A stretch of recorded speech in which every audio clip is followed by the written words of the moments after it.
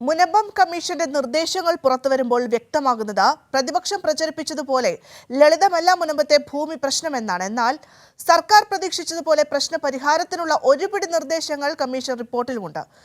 കമ്മീഷന്റെ നിയമനം ശരിയായ തീരുമാനമായിരുന്നുവെന്നാണ് ഇതോടെ വ്യക്തമാകുന്നത്. മുനമ്പൻ നിവാസികളുടെ അവകാശങ്ങൾ സംരക്ഷിച്ചുകൊണ്ടുള്ള ഒരു പോംവഴിയായിരുന്നു സർക്കാർ തുടക്കം മുതൽ തേടിയത്. ഭൂമിയിലുള്ള അവരുടെ അവകാശം സംരക്ഷിച്ചുകൊണ്ട് തർക്കത്തിന് പരിഹാരം ഇതായിരുന്നു സർക്കാർ ലൈൻ. മുനമ്പം കമ്മീഷന്റെ നിയമനത്തിന് പിന്നിലുള്ള ലക്ഷ്യവും ഇതുതന്നെയായിരുന്നു. എന്നാൽ പ്രതിപക്ഷം UDFും BJPയും വിഷയത്തെ രാഷ്ട്രീയായുധമാക്കി. കേന്ദ്ര ഭരണകക്ഷി വഖഫ് നിയമ ഭേദഗതിയിലൂടെ മുനമ്പം പ്രശ്നത്തിന് ശാശ്വത പരിഹാരം എന്ന് പ്രചരിപ്പിച്ചു. മുനമ്പൻ നിവാസികളെ കയ്യിലെടുക്കുകയായിരുന്നു ലക്ഷ്യം. എന്നാൽ വഖഫ് നിയമ ഭേദഗതി മുനമ്പം പ്രശ്നപരിഹാരത്തിനുള്ള ഒറ്റമൂലിയല്ലെന്ന് തെളിഞ്ഞു.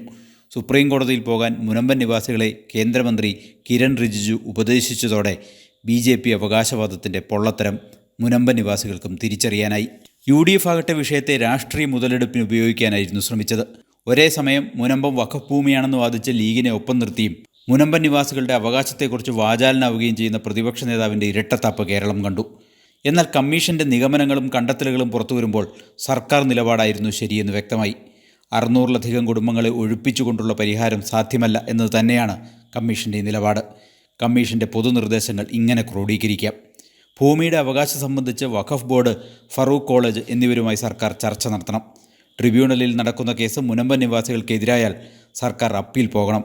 എന്നിട്ടും പരിഹാരമായില്ലെങ്കിൽ സർക്കാരിനുള്ള അധികാരമുപയോഗിച്ച് സ്ഥലം ഏറ്റെടുക്കാനാകുമെന്ന് ജസ്റ്റിസ് രാമചന്ദ്രൻ നായർ നിർദ്ദേശിക്കുന്നു. വഖഫ് നിയമത്തിൽ അത് സാധ്യമാകുമെന്നും കമ്മീഷൻ കണ്ടെത്തുന്നു. ഔദ്യോഗികമായി റിപ്പോർട്ട് സമർപ്പിച്ചിട്ടില്ലെങ്കിലും ജസ്റ്റിസ് രാമചന്ദ്രൻ നായർ തന്നെ മാധ്യമങ്ങളോട് വെളിപ്പെടുത്തിയതാണിവ. റിപ്പോർട്ട് ലഭിക്കുന്ന മുറയ്ക്ക് സർക്കാരിന് തുടർ നടപടികളിലേക്ക് കടക്കാൻ കഴിയും. ഇതോടെ മുനമ്പം പ്രശ്നത്തിന് ശാശ്വത പരിഹാരവുമാകും. മുനമ്പൻ നിവാസികളുടെ അവകാശം നിയമപരമായി സംരക്ഷിക്കപ്പെടും എന്നതാണ് നേട്ടം. സർക്കാർ നിയമപരമായും രാഷ്ട്രീയമായും ശ്രമിച്ചിരുന്നത് യാഥാർത്ഥ്യമാകാൻ പോകുന്നു എന്നർത്ഥം.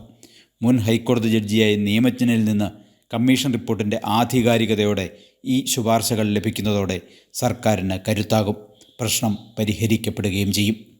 സാലി മുഹമ്മദ്, കൊച്ചി.